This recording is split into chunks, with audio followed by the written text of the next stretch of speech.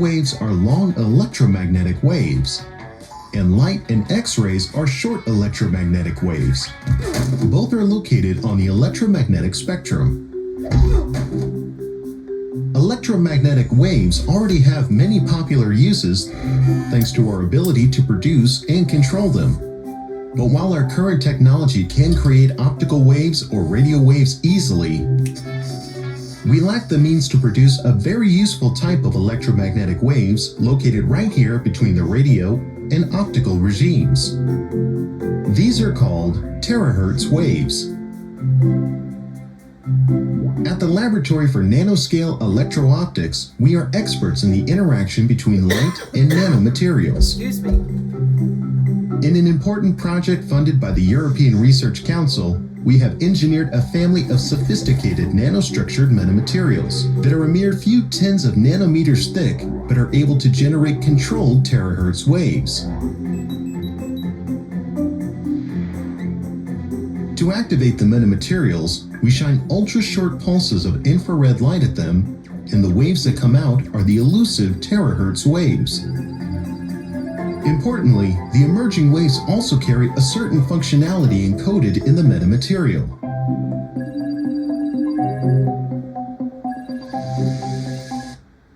So one gives a holograph, Our development and the ones before it gave you those different options based on whatever was inside the metamaterial. How did they make that change? How does the system know what to do with the metamaterial? Lithography. I warned you. These metamaterials are built the same. That's why that intra-body near-field coupling, whether it's done by electricity or magnetism or something else, is kind of a big deal. And telling people that you're just so stupid, you have no idea what you're doing. You're already under people's skin for 30 years doing this to them.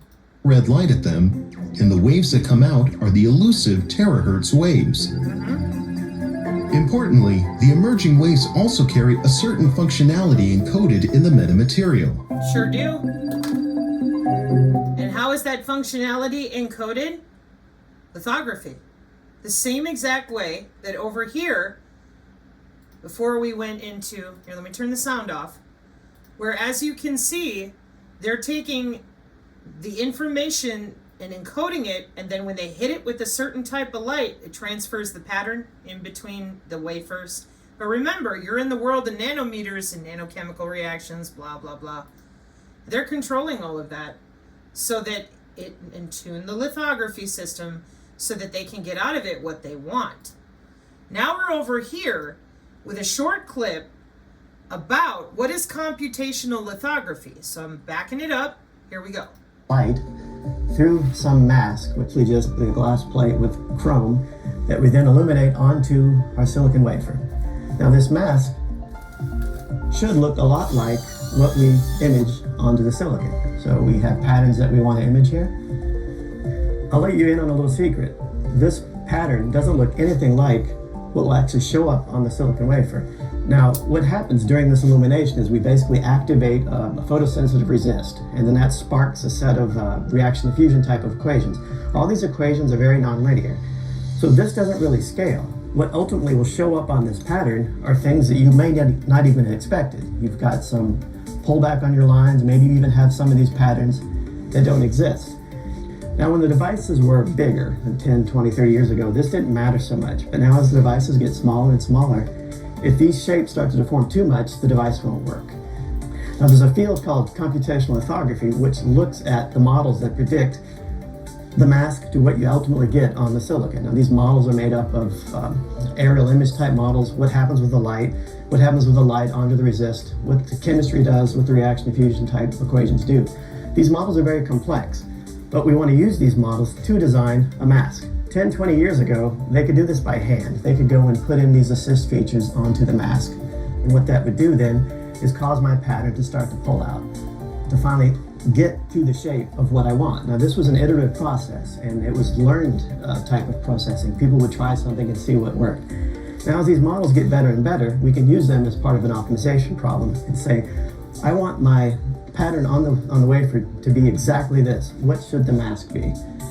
Now, Without this, we wouldn't be able to image the patterns that we image. So it's the combination of our models and the combination of our exceptional tools that allow us to make these patterning. It's that combination that makes this holistic and powerful. Thanks for watching. If you'd like. So for those of you that are confused, maybe you should contact that man. Why? Well, here's your terahertz in a different way that we're familiar with here on the channel. This is 5 years ago, Faculty of Engineering.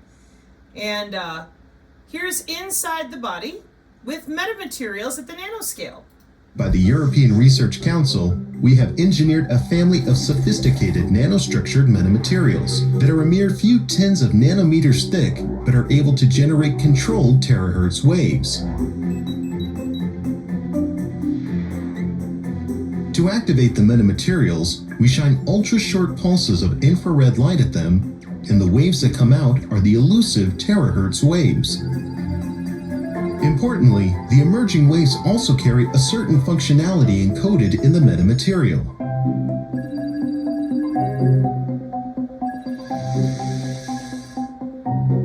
Our development can be used, for example, to create devices that will allow to safely see through opaque materials and identify small structures and their composition, or to discriminate between real and fake medicine without even opening the box, and even for studies of art. By generating application-tailored terahertz waves, our metamaterials provide a promising new tool for terahertz science and applications. Nanoscale electro-optics. Now, you might be wondering, okay, but Brina, what does that have to do with all your ambient health monitoring? Yeah, that's what we've been trying to get to. We've been trying to talk about the fact that you're surrounded by all these devices in your house.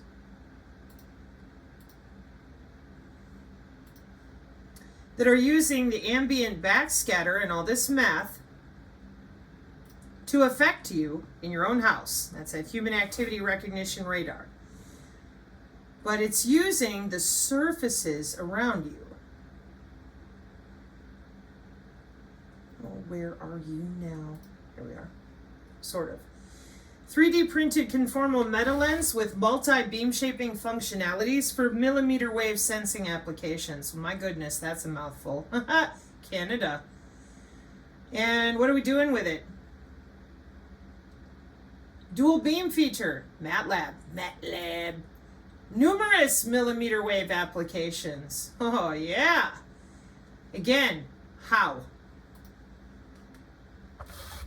You want to talk about the math that you're using to manipulate air molecules with reconfigurable asynchronous logic automata? No. You want to talk about those air molecules making changes on the surfaces of people's homes where they're sitting on their couch? I think the F-35 needs that couch. I think that's really where the problem is. Or you're clustering algorithms for the W-band that are about clustering to extend the lifetime of watching people in their house or wherever else? Probably not. How about terahertz biosensing applications for clinical laboratories, bottlenecks and strategies? The unique features of terahertz spectroscopy and key concepts of terahertz biosensing.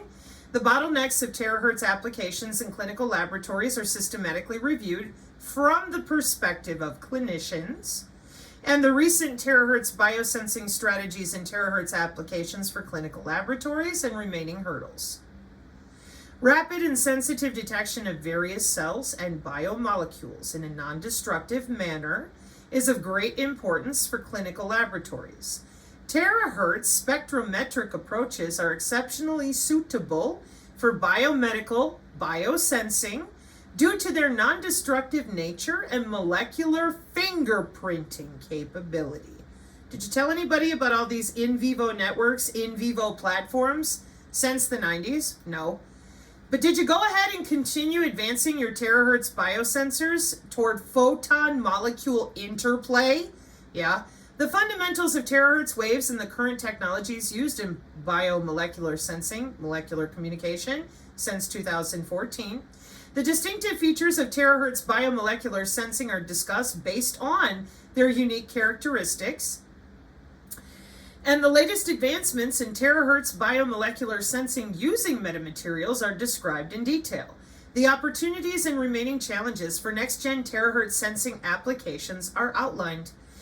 Abstract: to comprehend biological processes for healthcare, environment, food, and security applications, establishing sensitive, reliable, and rapid techniques for detecting biomolecular substances is essential, just not too Malfoy. However, conventional labeling methods, data labeling and data curation, get AI in everything we do, suffer from reliability and reproducibility issues because they influence the experimental outcomes. Therefore, a label-free biomolecular sensing technique is required to overcome these limitations. From this perspective, terahertz label-free biomolecular sensing techniques have attracted significant attention owing to their unique characteristics of low photon energy and ability to probe overall dielectric responses, and low-frequency vibrational modes from intermolecular interactions. In this review, we first present the distinctive characteristics of terahertz waves for detecting molecules and biological samples through a comparison with conventional biomolecular sensing techniques and vibrational spectroscopy.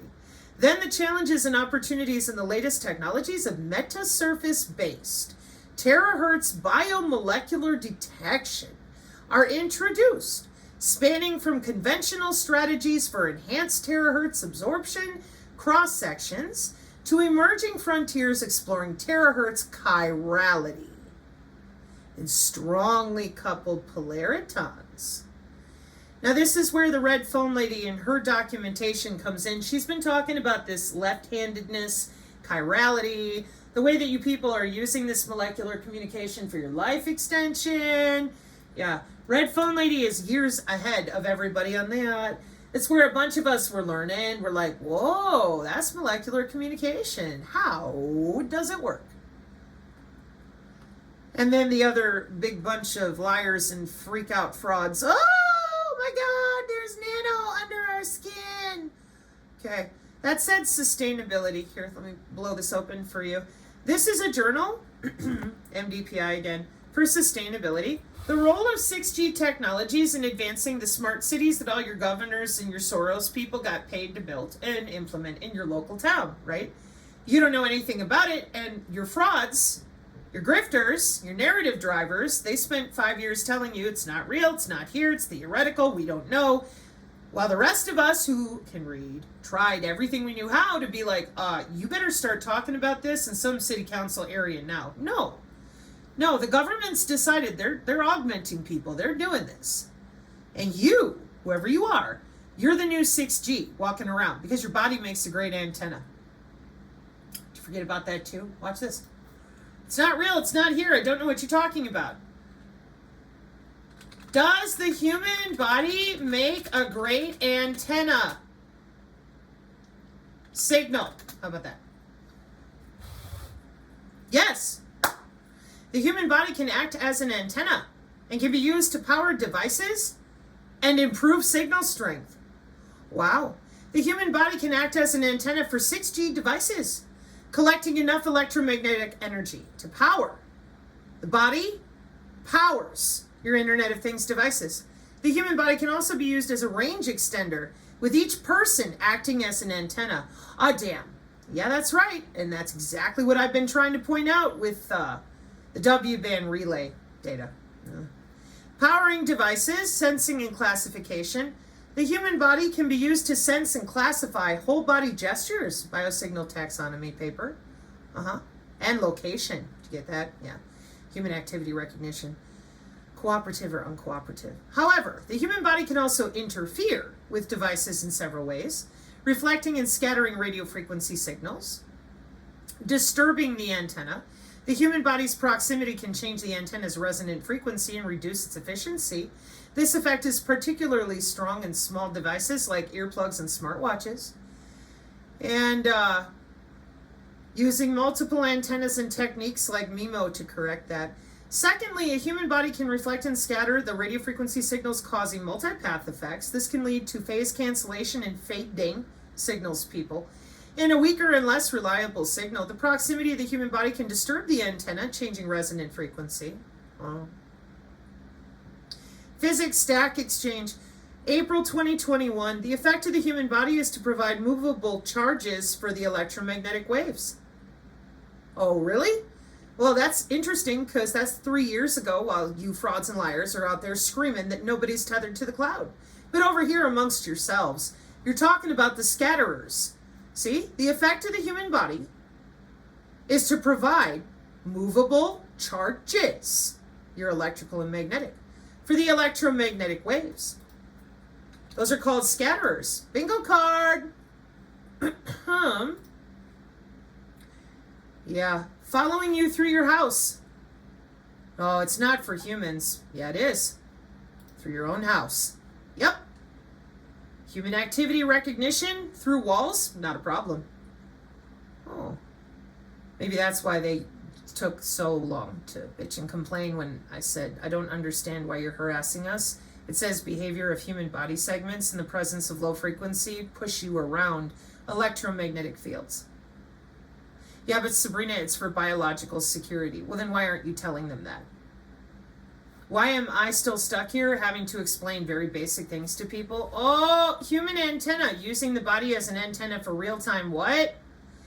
Boy, that says 2012. That can't be real. Hang on, let's go check it out. Shit. What is this? Microsoft research. Whoa! No way! 2012 in Austin, Texas. Where? Hang on, it's at the Illuminati Conspiracy Meeting House.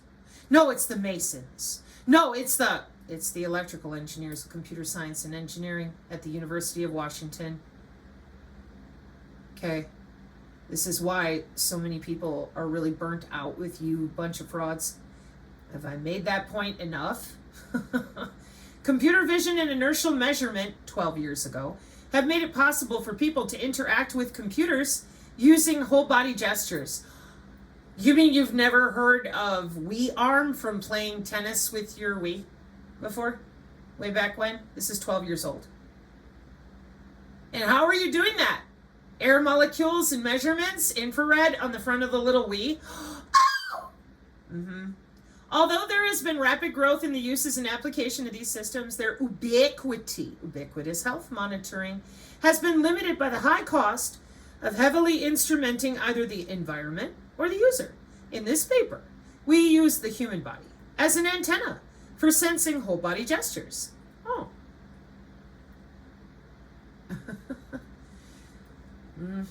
This is 2012. Remember, the Langley intra-body stuff is 2011.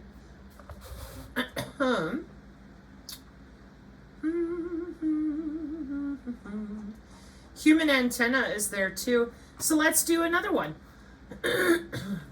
Using the human body as a 6G antenna.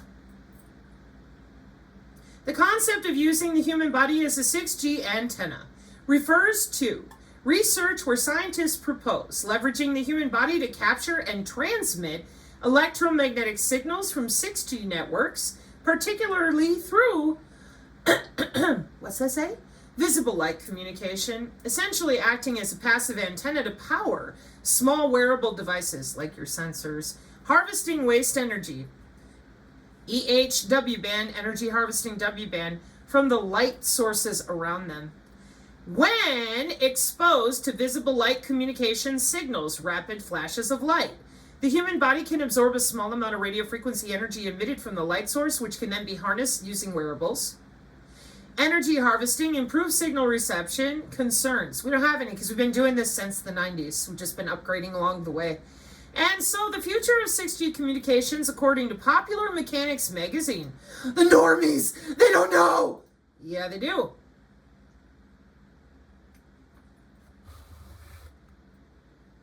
Wall Street Journal, Forbes, Popular Mechanics. Why?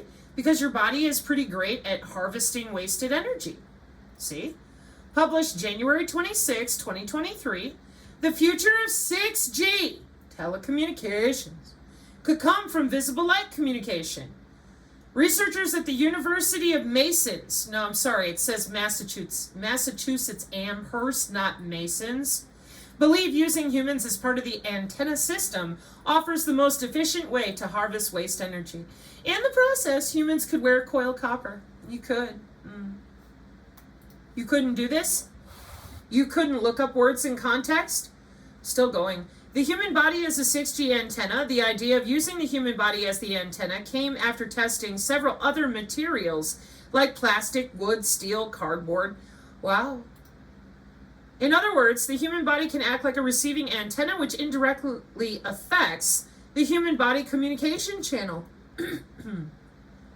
Excuse me. From reciprocity, the reverse is also true.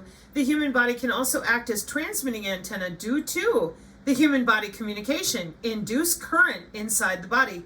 This could impact security. Oh. Hey, look, another university. Human body as antenna and its effect on human body communications. Oh, Progress in Electromagnetics Research, Volume 148. Looks like pages 193 to 207, 10 years ago. Human body communication is a promising wireless technology that uses the human body as part of the communication channel. Human body communication operates in the near field of the high frequency band and in the lower frequencies of the very VHF, high frequency band, where the electromagnetic field has a tendency to be confined, where the electromagnetic field has the tendency to be confined inside the human body. Yeah, it's my own anatomy, and I'm producing it with my phonons and my photons and my ability to walk around and breathe. No, it doesn't belong to you. That's human body communication. It belongs to some basic bitch at the DoD or some telecommunications industry. You're an antenna. And you're being harvested, and you're being beam steered, and you're being fucked with, and that's for load balancing body area networks. 10 years ago. We can't talk about it. It's so scary. No, I think it makes a lot of money.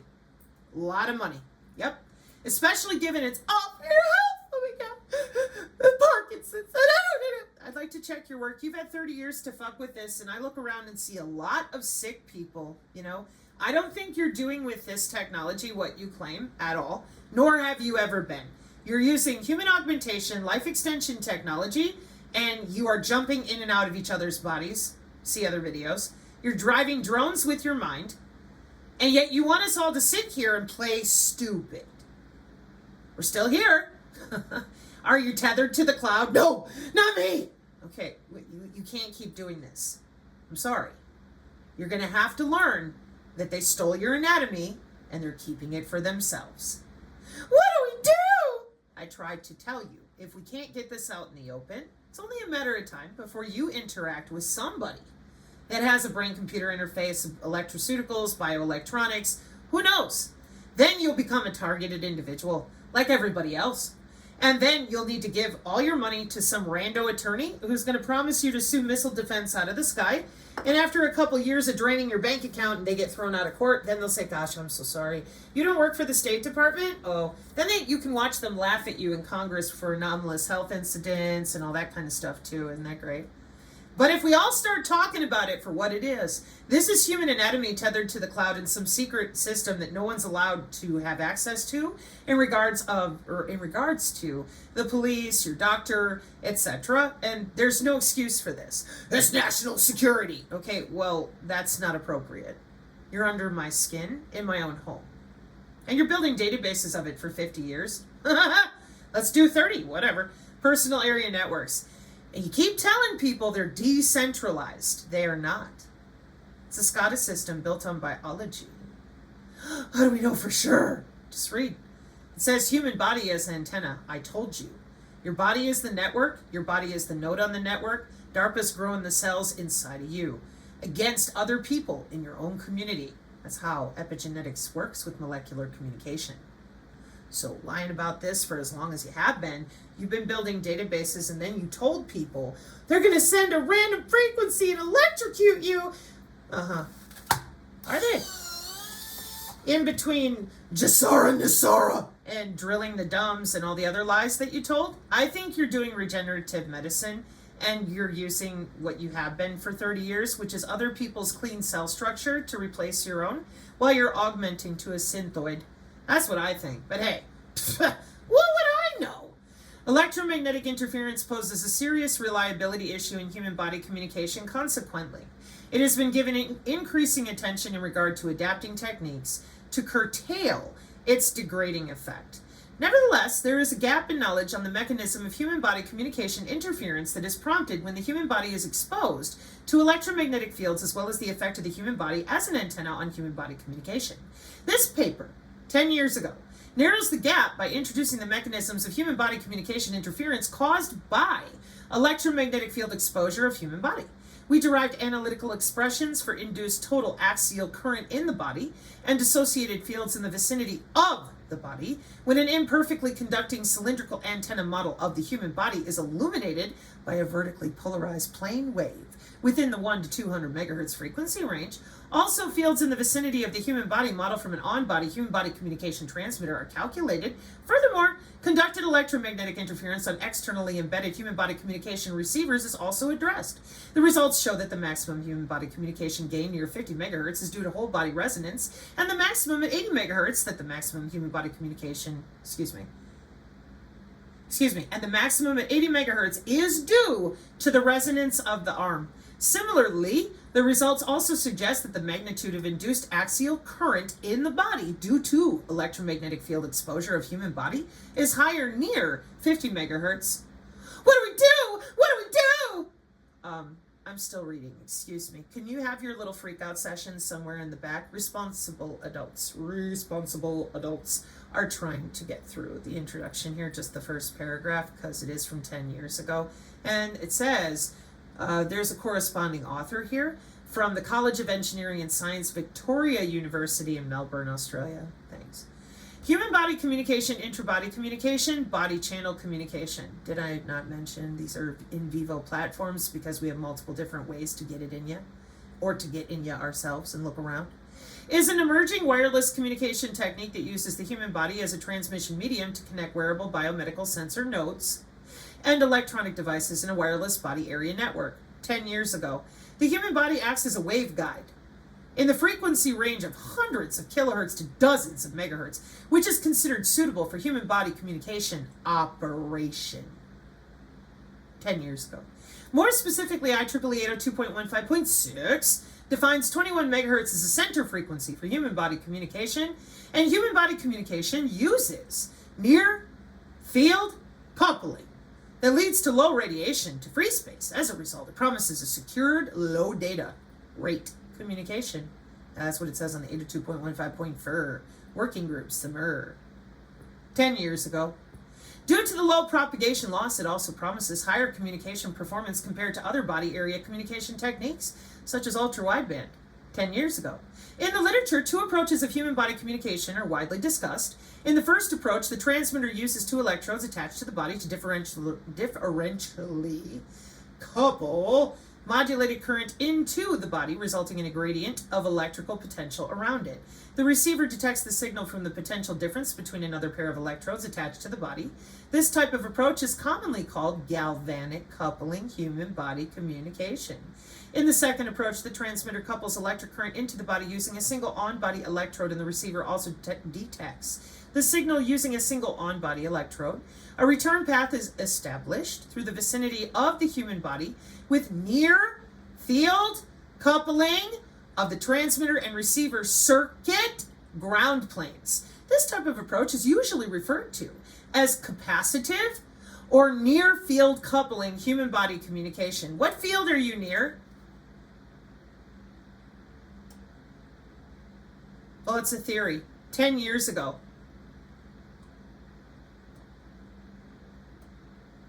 And it wasn't a theory 10 years ago. NASA. Intra-body communication rate.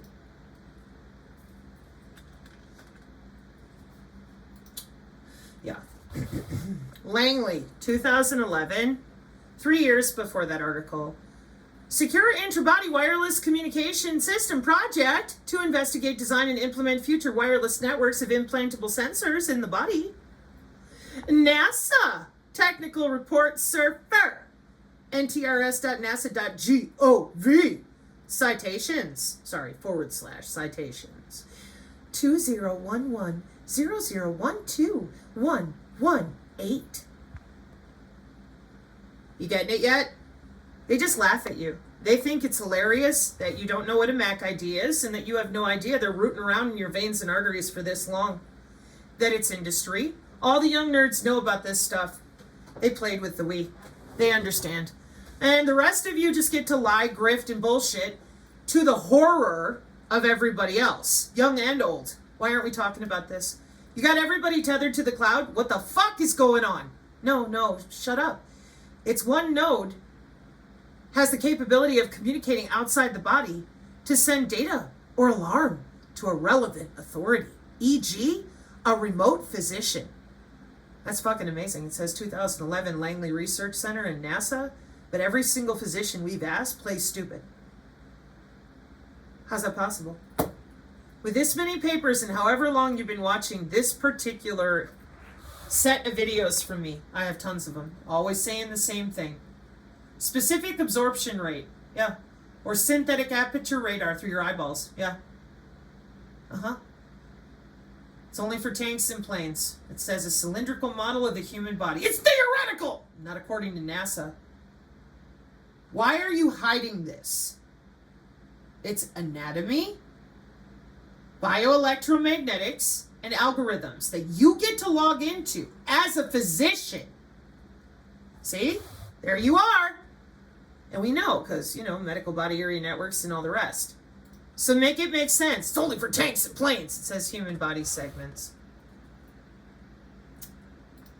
Human antenna using the Wii and Microsoft in 2012. Basic bitch search. I don't care what search engine you use. Okay. So, as usual, what is spectral analysis? Well, that's a technique that examines frequency components of a signal, essentially breaking down a complex waveform into its frequency parts so they can manipulate it and watch it anywhere they want, any way they want. Oh. And when it comes to spectral analysis, this is the graph I had you study before. Tell me if you can find where the humans are on the graph or the linear track here. Yeah, radio, microwave, infrared, visible light, ultraviolet, X-ray, and gamma ray. Frequency by hertz. There you are. Not me! Not me! They don't leave anybody out. This is a warfare doctrine with digital ledger technology, which is your blockchain. It's more than your crypto. It is directed acyclic graphs. Graphs, groups, and gauges. A hypergraph can be used to represent a directed acyclic graph by allowing each hyperedge to connect multiple nodes. Welcome to twisting and turning your manifolds of your toroidal biofield into some databases. Linear, nonlinear, eigenvalues, Hamiltonian. Fermat's theorem resolved. Not a problem. K-hop nearest neighbor. How else would you have this much mesh networking again on with your artificial neural networks making weighting decisions? So, in closing, in vector hypergraph math, the standard unit of angular measurement used to quantify the angle between vectors of a hypergraph. Wow, what would we be using that for, I wonder? Oh, more circle math, I wonder. MATLAB, what you doing with this? Oh, it's only for nerds? And, no, I think it might have things to do with your N reductionist math and your artificial neural networks and your machine learning. That's what I think. But hey, what would I know? Crazy like Cambridge. Or maybe I'm a survivor of your bullshitting people literally to death. Military or otherwise. And I'm kind of over it. I don't understand if you're going to save people, if you're going to help people, why are you still lying about basic bitch stuff like human body communication from engineering and medicine in 2015? On the other hand, human body communication modulated by binary differential phase shift keying methods. Yeah, we're going to have to come back to that because I have more to go through. Big surprise. And it's going to end up being this way until somebody gets out there who is a professional that can look into the face of our American public and say, oh yeah, you've been tethered to the cloud the whole time. We know all about it. And in closing, finally found it. Block diagram of IRS-enabled system for distinct human activity monitoring using those metamaterial reflecting surfaces in your house. Machine learning classifiers in your house. Air molecules on crack in your house. Non-cooperative, that's right. Help, I'm falling in, I can't get up. Okay, so intelligent reflecting surface-based, non-line of sight human activity recognition for next generation 6G enabled healthcare. The UK, Saudi Arabia, and Scotland, Glasgow, August 2022. Human activity monitoring is a fascinating area of research to support autonomous living in the aged and disabled community. Camera sensors, wearables, and non-contact microwave sensing. I'm a targeted individual! Or maybe you're getting hit by the same biosensors and human activity recognition radar that everybody else is for your health care. Calm down. We're trying to watch you and take care of you. You might fall down in your house. Have all been suggested in the past as methods for identifying distinct human activities. Microwave sensing is an approach that has lately attracted much interest since it has the potential to address privacy problems caused by cameras and discomfort caused by wearables, especially in the healthcare domain. A fundamental drawback of the current microwave sensing methods, such as radar, is non-line of sight and multi-floor, meaning, oh my God, in the Huawei video, she touched the elevator and went through several floors. Yeah, it's kind of built that way. Multi-floor environments, they need precise and regulated conditions in smart buildings and smart cities to detect activity with high precision. In this paper, we have utilized the publicly available online database based on the Intelligent Reflecting Surface, IRS system, developed at the Communications, Sensing and Imaging Group at the University of Glasgow, UK. The Intelligent Reflecting Surface system works better in the multi-floor and non-line of sight environments. Just like the Huawei video, this work, for the first time, uses algorithms such as support vector machine bagging and decision tree on the publicly available Intelligent Reflecting Surface data, and those would be public data sets they've already tested, and achieves better accuracy when a subset of the available data is considered along specific human activities. Additionally, the work also considers the processing time taken by the classier in training stage when exposed to the Intelligent Reflecting Surface data, which was not previously explored. The capacity of the intelligent resurface data to increase coverage by establishing virtual connections for users with a blocked direct link to the base station is helpful for coverage extension, particularly in millimeter wave communication, which is severely impacted by blockages. An intelligent, am I really saying that right? Intelligent reflecting surface. I keep thinking redistribution, apologies. An intelligent reflecting surface can be placed at the cell edge to increase the required signal strength and minimize interference. Cell edge users suffer from both significant signal attenuation from their serving cell and severe co-channel interference from neighboring cells.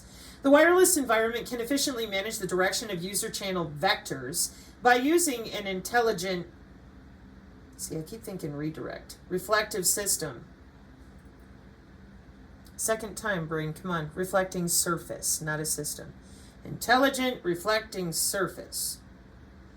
The wireless environment can efficiently manage the direction of user channel vectors by using an intelligent reflecting surface. For instance, NOMA can be made viable by aligning the channels of two users. Data bits are contained in both the antenna index and the information symbol in index modulation, with a single radio frequency chain and a low complexity transmitter. Index modulation improves spectral efficiency. Collision avoid. An IRS can be utilized as a hub for signal reflection to facilitate concurrent low-power transmissions and interference reduction for large device-to-device communication. And furthermore, artificial multipath propagation can be created by adding distributed IRSs to the line of sight environment. As a result, the attainable rate is increased and spatial multiplexing is feasibly created. She's going onto the elevator? How does it work? Well, the, again, intelligent reflecting surface redirects the radio frequency. Yeah. Redirects the radio frequency signals toward an area of interest. I mentioned this region of interest. And achieves beam forming using that metasurface and those metamaterials, little lithography and beam steering and microfluidics and frequency combing. Oh my God, it's so much work to control the buildings and everyone who lives in it. I know, right? And here they are. And there you go. And feel free. I mean, you can go through this entire thing. You're going to find your metamaterials and intelligent reflecting surfaces. There she is, quiet. It's a field programmable gate array using air molecules, or in this particular instance, I'll betcha she's set up inside the wall. An intelligent reflecting surface? You mean they build the walls a little intelligently? Yeah, they call it a smart building for a reason, you know. The Huawei video, I don't understand. Maybe that's because you've been busy watching Netflix or too many Star Trek TV shows. I would strongly suggest that you get acclimated to how we're doing some of the phase shift keying and the tuning of your body, because you're a living antenna for them. And until, as a parent and as a human, me, until the other humans out there are willing to admit that you're tethered to the cloud, it's all for your health, here we are. Then we got nowhere to go. Because those of you that claim, oh, I have the answer, well, you will until this shit kicks in. It's automated. It's machine to machine. They can put me on a different network. They're not going to do that. It'll fuck up the epigenetics of the biosphere that they're working with in the first place. This is molecular communication. That's why this needs to be an actual out in front discussion in our nation. And as you can see, the United States wants nothing to do with this. They continue to prop up known frauds like Malfoy to bitch about the Agilent software. Oh, it separates chemicals. Yeah, that's kind of what the terahertz does too. See the little video I played earlier. Anyway, so conclusions. And this closes out my intelligent metamaterial surfaces, whether it's in the wall or it's inside your body, with computational lithography, which we are using for the metamaterials, a field programmable gate array with logical circuits made up of you and all around you. Since the 70s too. Anyways, this study presents a novel approach to human activity monitoring, such as sitting, standing, and walking. An experiment has been carried out in a multi-floor scenario where a transmitter is positioned on one floor of the building and a receiver on another floor in order to create a challenging environment. The transmitter and receiver are connected to USRP devices in a non-line of sight setting. A reconfigurable intelligent surface is placed in between the transmitter and receiver. The above-mentioned 3 activities were carried out by 2 participants. That IRS thing's still giving me trouble, yes. And data were collected while the intelligent reflective surface was off. Subsequently, data were collected while the intelligent reflective surface was turned on. The obtained data from both scenarios in the form of CSI was pre-processed and fed into machine learning algorithms. The results revealed that by turning on the intelligent reflective surface, 3 distinct machine learning algorithms improved, respectively. In conclusion, intelligent reflecting surface technology has the ability to enable high precision and reliability for several applications, including human activity monitoring, even in non-line of sight, look right through the wall environments. Drop the mic. You're a synergist. You already knew all of this. Deep appreciation, folks, for those of you brave enough who didn't give up on yourself. I told you, you're smarter than you realize, you're stronger than you realize, and they're under the skin. So the more you're dealing with your own stem cells, boy, does that do some stuff to these different machine learning algorithms.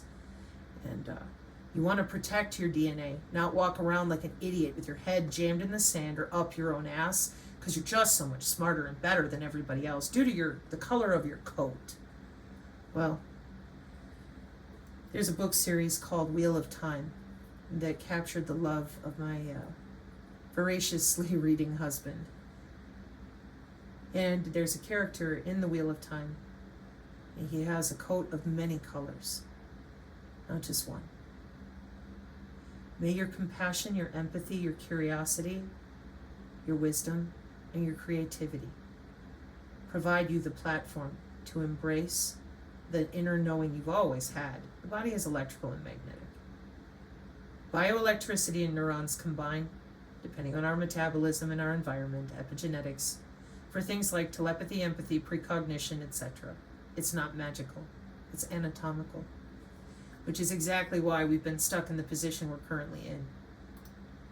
They don't want anybody to know how to use their own skin. And I'm not okay with that. Mark 5:36, amen.